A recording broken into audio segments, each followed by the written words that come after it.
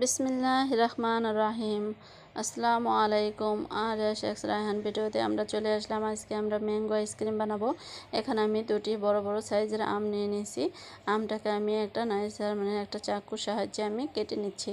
কেটে এটাকে সুন্দর করে আমি এই যে কাঁচা কাঁচা করে তারপরে এটাকে সুন্দর করে স্লাইস করে বের করে নিচ্ছি। দেখতেই পাচ্ছেন কত সুন্দর করে আমি চাকু দিয়ে কেটে নিচ্ছি। এটাকে আমি এখন কেটে নেব।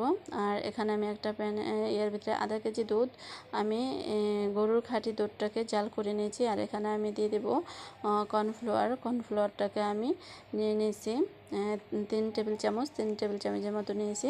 তো আমি এটাকে গলিয়ে পানি দিয়ে একটু গলিয়ে তারপর আমি দুধের সাথে মিক্স করে দিচ্ছি। তারপর এটাকে আমি সুন্দর করে এটাকে রান্না করে নেব। এই যে এখানে আমি চিনি দিয়েছি 3 থার্ড কাপের মতো দিয়ে এই যে আমি রান্না করে নিয়েছি। এটা আমার রান্না করা শেষ। এখন আমি এখানে এই মিশ্রণটাকে ঠান্ডা করে নিয়েছি।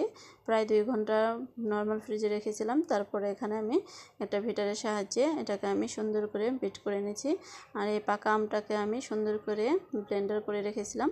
তো এই পাকা আমটাকে আমি এখন মিশ্রণের সাথে মিশিয়ে দেব।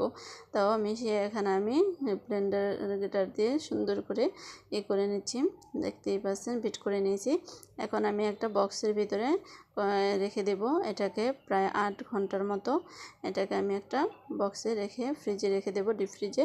তারপরে ডিপ ফ্রিজ থেকে আমি 8 ঘন্টা পরে এই যে আমি এখানে একটা ভিতরে নিয়ে নিয়েছি হুইট ক্রিম। 1 কাপ বড় মেজারমেন্ট কাপের 1 কাপ হুইট ক্রিম নিয়েছি। হুইট ক্রিমটাকে এখন আমি ভালো করে করে নিয়েছি। আর 8 ঘন্টা পরে আমি যেমন এটাকে ফ্রিজ থেকে বের করেছি, বের করার পরে এখন এটাকে আমি ভালো করে ব্লেন্ডার করে একটু গলিয়ে নিচ্ছি। যেটাকে নরম করে নিয়েছি। এখন আমি এই হুইট ক্রিমটার সাথে মিক্স করে দেব। এটাকে গ্রেটারের সাহায্যে এটাকে আমি সুন্দর করে মিক্স করব। এই যে দেখতেই পাচ্ছেন গ্রেটারের সাহায্যে আমি সুন্দর করে মিক্স করে নিচ্ছি। এখন এটাকে আমি ভালো করে ব্লেন্ড করেছি।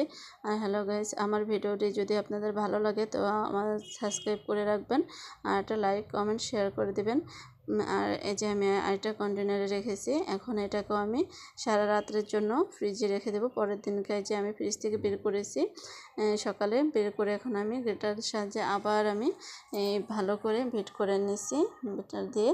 তো আমি এটাকে দেখতেই পাচ্ছেন আইসক্রিমটা কতটা ফ্লাফি হয়েছে, কতটা সুন্দর হয়েছে। এখন আমি এই যে একটা কন্টেনার বক্সে ম্যাঙ্গো আইসক্রিমের বক্স আছে, তা ওই বক্সে আমি ভরে নিয়েছি। আর এটা ভরে গেছে। তো আমার যেগুলো বেশি হয়েছে আমি